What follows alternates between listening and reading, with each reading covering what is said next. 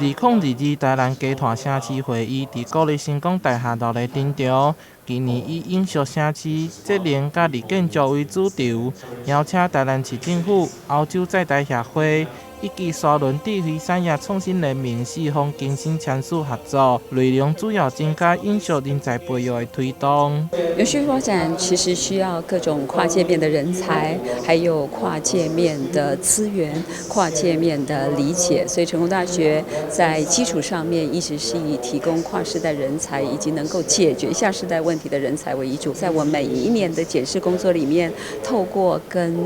主要的欧洲的企业团体，还有民间的公民团体，还有像台南市的这个在地的政府部门一起来探讨过去这1年当中，我们就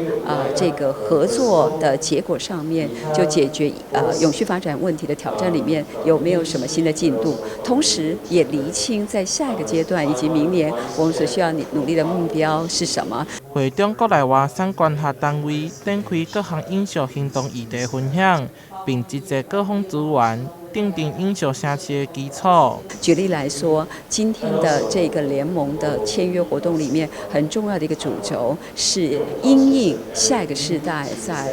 无论是近邻或者是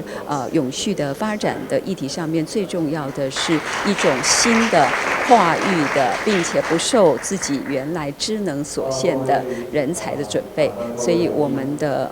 联盟的重点就会往这个地方作为我们明年发展的目标。国立成功大厦期盼透过教育，培育推进永续隔代的人才，未来也会持续甲各界合作，共同为家团城市来发展布局。